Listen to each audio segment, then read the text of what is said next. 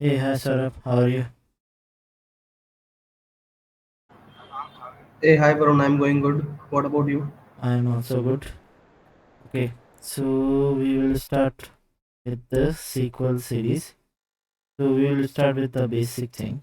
Okay, so mm, yeah, so हम basically sequel sequel से पहले हमको कुछ चीज़ें समझनी पड़ेगी कि स्प्रेडशीट क्या होती है, एक्सएमएल एंड जेसन, मतलब हम स्प्रेडशीट के साथ में ही कंपेयर क्यों कर रहे हैं वगैरह। तो तुम, अगर मैं गूगल भी करूँ तो स्प्रेडशीट सबसे पहले लॉन्च हुआ था 1985 एंड जेसन तो 2020 2001 में, और एक्सएमएल 1980 1990। ओके, तो मतलब तुम, मतलब बेसिकली एक जनरल क्वेश्चन है कि भाई मैं एक्सएमएल में भी डेटा सेव कर सकता हूँ जेसन, तो स्प्रेडशीट के साथ में क्यों कंपेयर कर रहा है, बेसिकली कहीं पे भी देखोगे तो बेसिकली स्प्रेडशीट तो एक तो सबसे पुराना है, तो that's why we are comparing. And अगर एक्सएमएल में डेटा तुम देखोगे तो टैग के फॉर्म में रहता है। ओके, एक तो ये रहता है, ठीक है, इसके अंदर नेस्टेड, और उसको थोड़ा सा समझना भी मुश्किल है।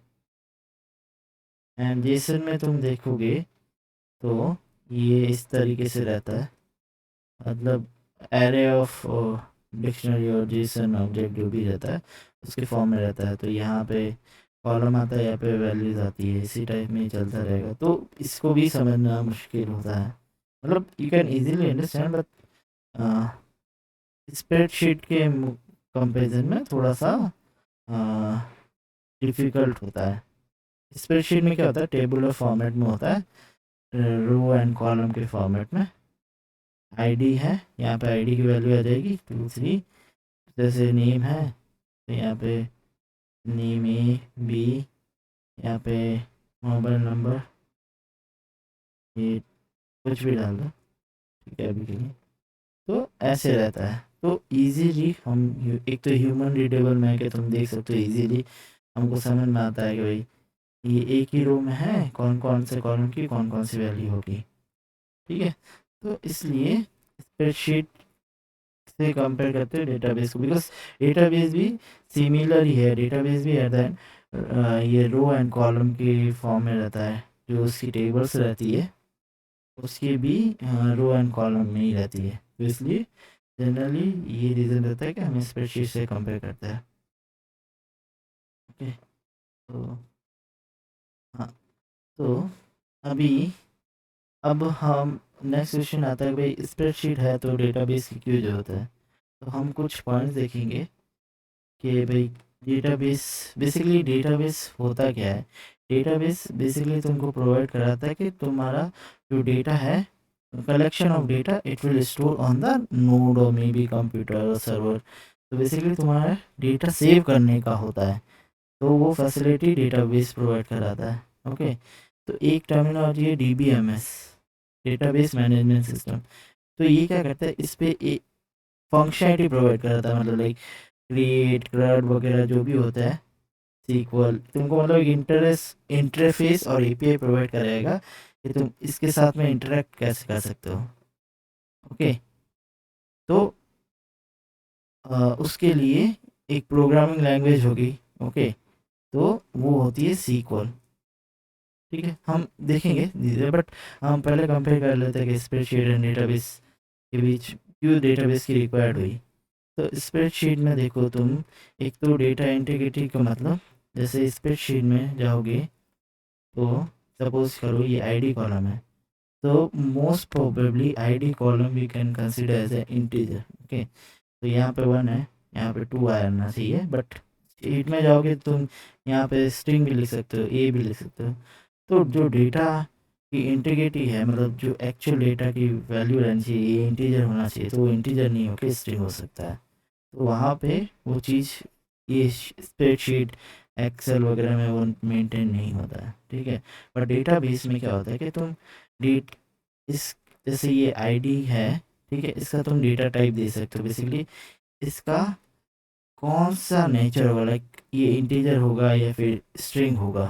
अगर ये इंटीजर होगा तो तुम स्ट्रिंग वैल्यू नहीं डाल सकते यहाँ पे। ओके, तो एक तरीके से तुम्हारा डेटा की जो एक्चुअल वैल्यू आनी चाहिए वो रहेगी।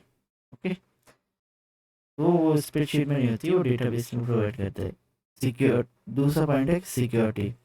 अब तुम देखो, तुमने एक स्प्रेडशीट बनाई, ठीक है, वो तुमने लोकल में बनाई तो ठीक है, सिक्योर है, बट ऑनलाइन डाली और किसी ने बोला कि मेरे को दो ये इसका एक्सेस। ओके, तो यू विल शेयर, बट वो मे बी वो डाउनलोड करके उसको मैनिपुलेट कर देगा, मे बी तुमने एक्सेस दिया उसको मैनिपुलेट करने का, तो दे विल बी पॉसिबिलिटी कि वो data will change.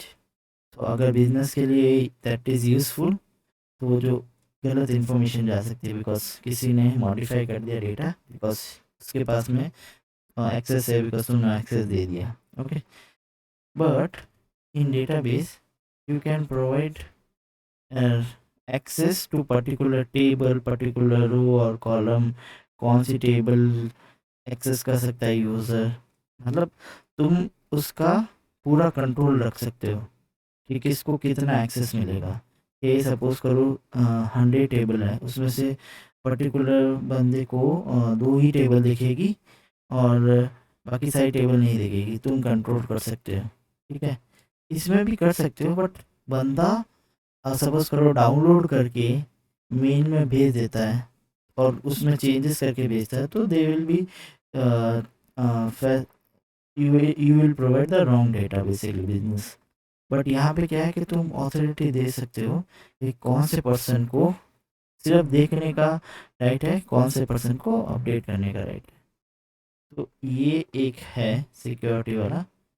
Third point है कि डेटा हैंडलिंग एंड जो वॉल्यूम्स रहता है, सपोज करो स्प्रेडशीट में ना तुम 1 लाख 10 लाख 1 करोड़ का डेटा डालोगे ना, एक तो वो फाइल बहुत ह्यूज हो जाएगी। ठीक है, स्प्रेडशीट, या तो वो जब तुम ओपन करोगे, ठीक है, उसमें रिकॉर्ड ऐड करने की कोशिश करो, या तो वो ओपन नहीं होगी, या ओपन होगी तो बहुत टाइम लेगी। ठीक है, या क्रैश भी हो सकती है। तो इसमें जो डेटा वॉल्यूम को हैंडल करने की कैपेसिटी है वो इतना एफिशिएंट नहीं है कंपेटिवली डेटाबेस। डेटाबेस में तुम कितने भी मिलियन ट्रिलियन से डेटा डाल सकते हो, जैसे यूट्यूब माई सीक्वल वगैरह यूज़ ले रहा है, तो वो रिलेशनल डेटाबेस है, तो वो हैंडल कर रहा है इतना सारा डेटा इनसाइड द डेटाबेस। ठीक है, तो चौथा पॉइंट है कि बैकअप एंड रिकवरी। ठीक है, अब डेटाबेस में तुम शेड्यूल कर सकते हो कि भाई इस टाइम पे बैकअप एंड मेरे को बैकअप करना है। अगर कभी भी डेटा के साथ में कुछ वो होता है कि भाई किसी ने डेटा उड़ा दिया, तो जो बैकअप लिए वो डेटा है वो रिकवर, वो तुम वापस वो कर सकते हो, वापस वही डेटा ला सकते हो। ठीक है, बट इन स्प्रेडशीट सपोज करो किसी ने डिलीट कर दिया, फाइल करप्ट भी हो गई, तो there is no way you can recover. Okay, तो ये कुछ पॉइंट है कि हम डेटाबेस वगैरह की यूज़ करते हैं इंस्टेड ऑफ स्प्रेडशीट। सो तो डेटाबेस के भी टाइप्स है, लाइक एक तो relational relational relational database and NoSQL database. मतलब इस रिलेशनल डेटाबेस में क्या है कि वन टेबल है, दूसरी टेबल, इन दोनों के बीच में रिलेशन होगा। ठीक है, तो that is a one point. ठीक है, और सेकंड पॉइंट ये है कि ये टेबल फॉर्मेट में रहेंगे, रो एंड कॉलम में। ठीक है, बट नो सीक्वल में क्या रहता है, एक तो रिलेशन नहीं रहता है। ठीक है, और दूसरा वो ये table form row and column में नहीं रहता। तो नो सीक्वल के एग्जाम्पल देख लो तो एक तो की वैल्यू पेयर हो गया, जैसे डायनेमो डीबी है, की देते हो, ठीक है, और उसका वैल्यू देते हो। ठीक है, दूसरा एग्जांपल है ग्राफ डीबी होता है। ठीक है, फ्रेंड्स एंड यूज़र, उन दोनों के बीच में इस यूज़र के कौन कौन से फ्रेंड है, तो मतलब ग्राफ के फॉर्म में तुमको रिप्रेजेंट करना है, तो that is a no SQL.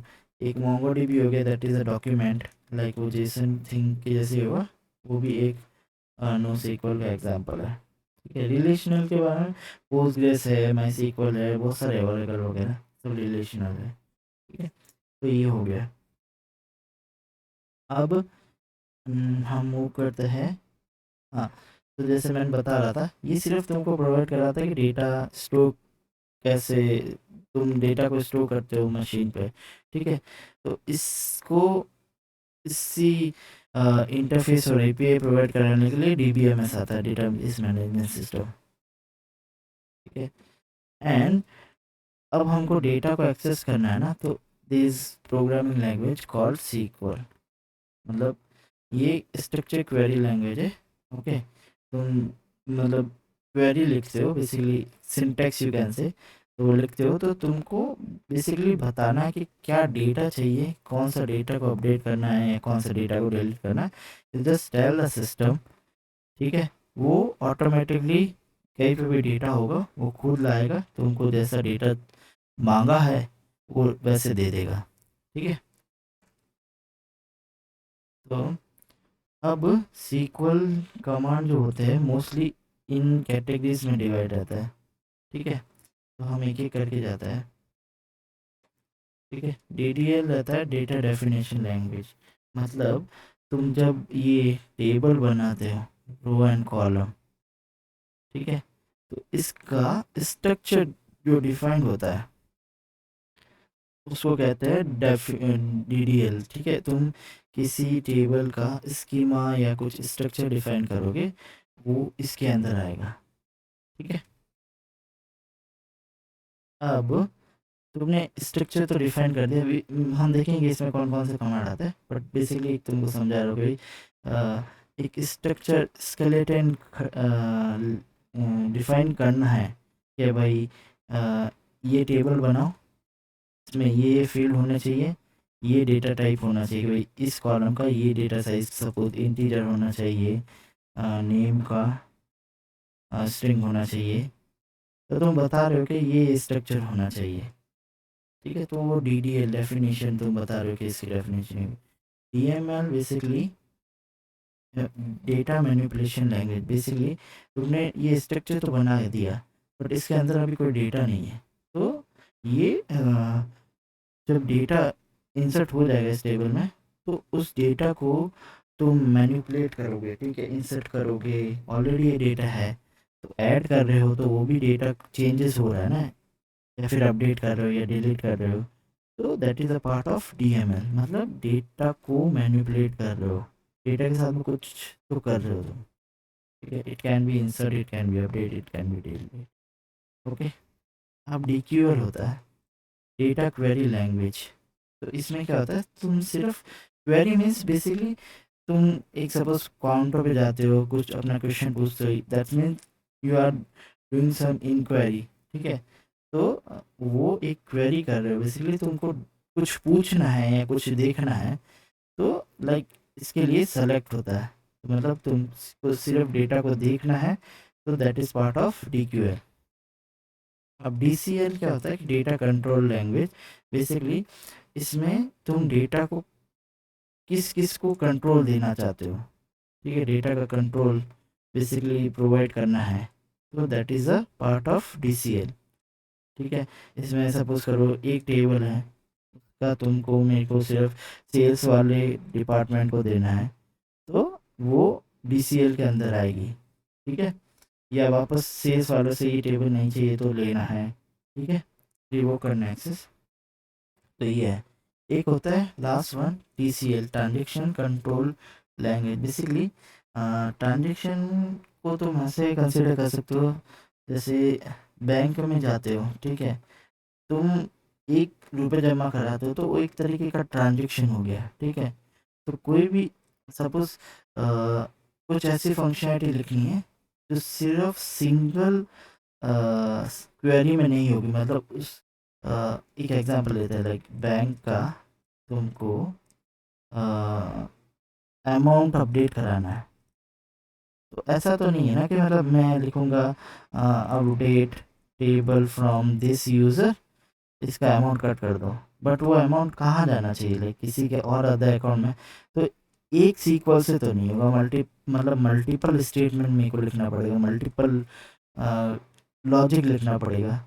तो इन सब को ना एक आ, तो मल्टीपल स्टेटमेंट लिखना पड़ेगा। तो आ, उस मल्टीपल स्टेटमेंट को एक साथ में लिखने के लिए हमको ट्रांजेक्शन स्टार्ट करना पड़ेगा। मतलब तो ट्रांजेक्शन की नीड भी क्यों है कि क्योंकि सपोज करो मैंने उसका बैंक बैलेंस कट कर लिया, ठीक है, और मान लो हमारा सर्वर क्रैश हो गया डेटाबेस का।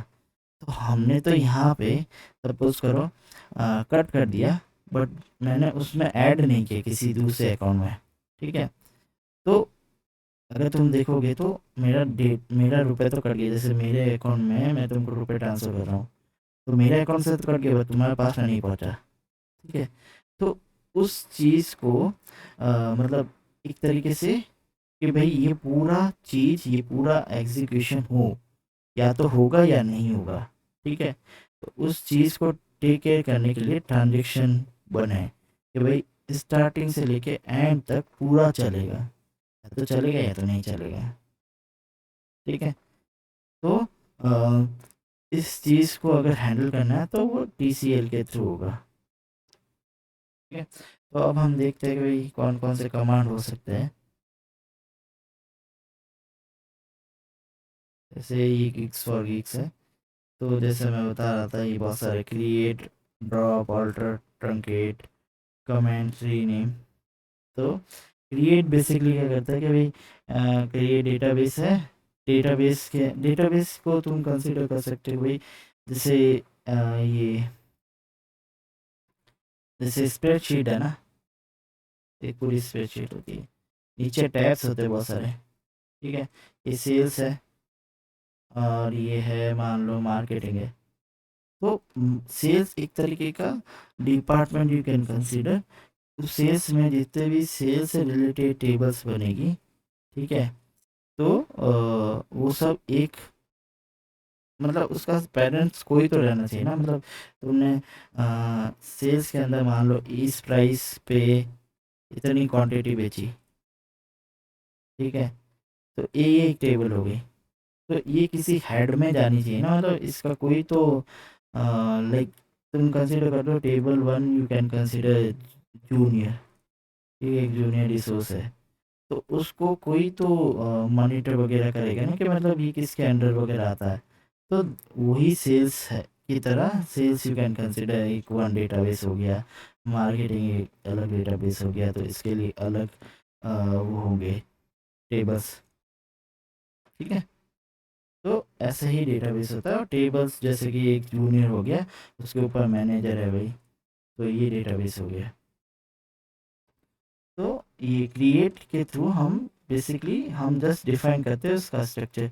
ड्रॉप में बेसिकली हम ऑब्जेक्ट को डिलीट करते हैं, it can be table, it can be database, ठीक है।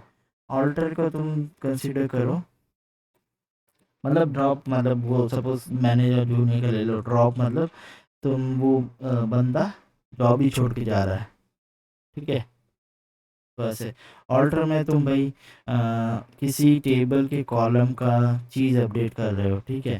सपोज पहले कॉलम की वैल्यू थी इंटीजर, अब उसको डेटा टाइप चेंज करना है ये क्या बोलते हैं स्ट्रिंग, ठीक है। मान लो किसी जूनियर है, ठीक है, वो अब प्रमोशन हो रहा है सीनियर में, तो एक तरीके से चेंज हो रहा है उसका कुछ तो, ठीक है। अब ट्रंकेट का ले लो, ठीक है। अभी मैं एक चीज़ है इंटरव्यू क्वेश्चन भी है, drop and truncate and delete के बीच में डिफरेंस क्या है, ठीक है।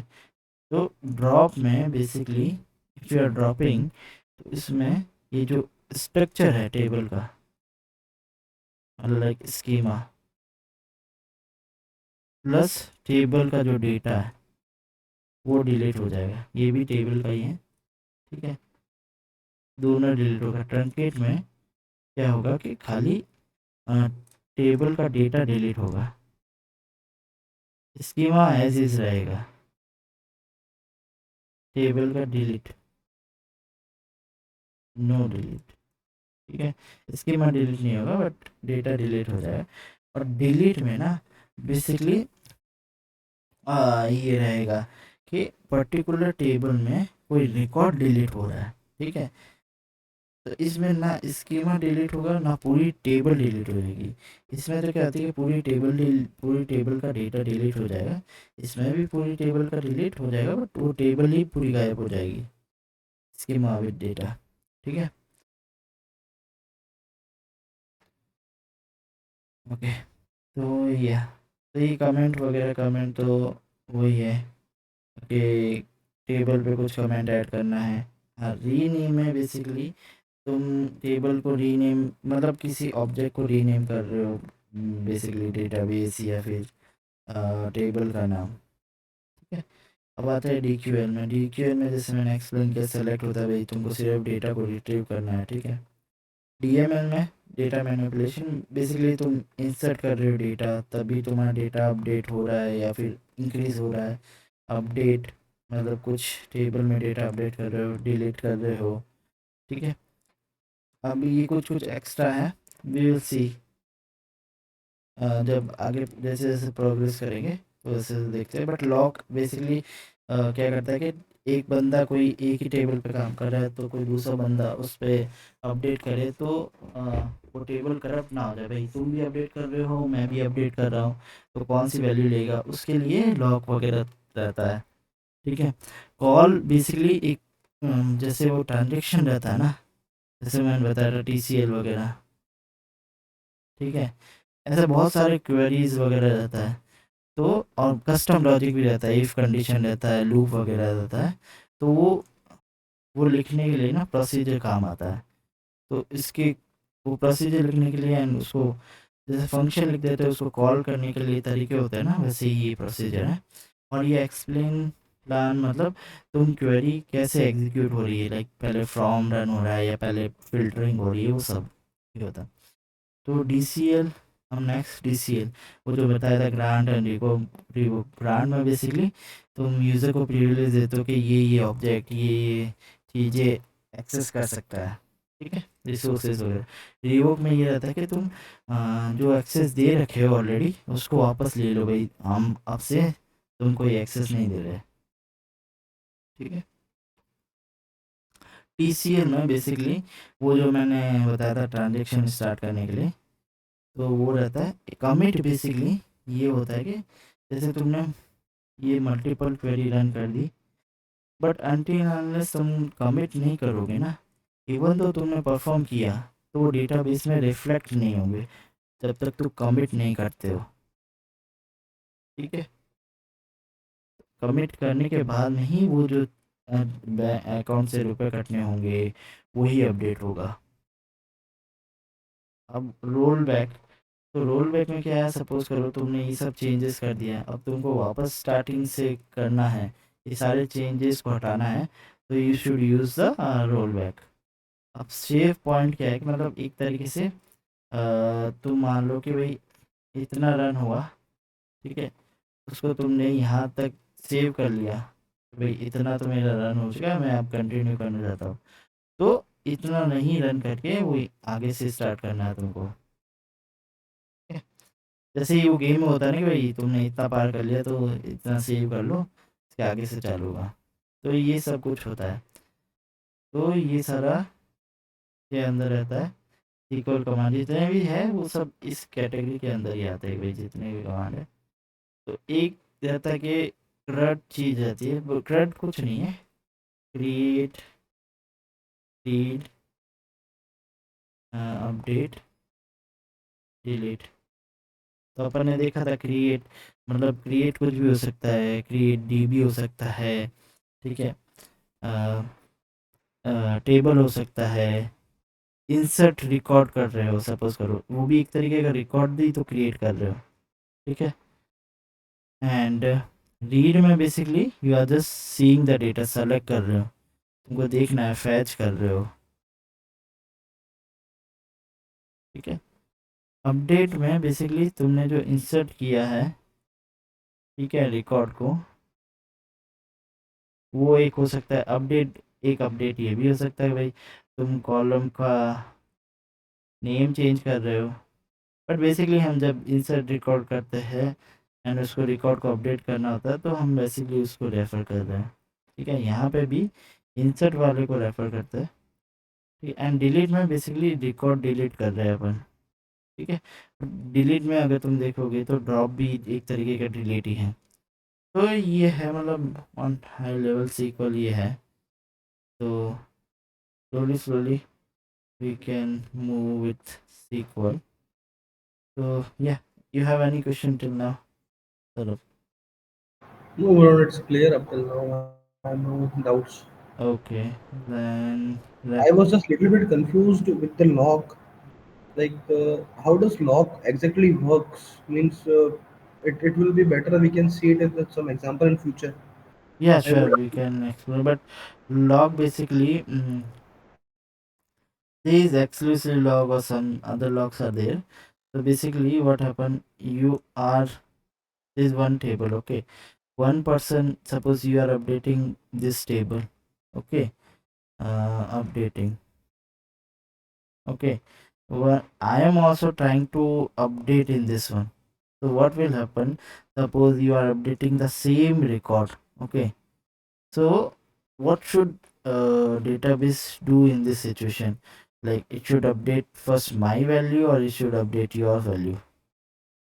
So if I will keep this table as a sum in box that one person is accessing, you cannot access right now.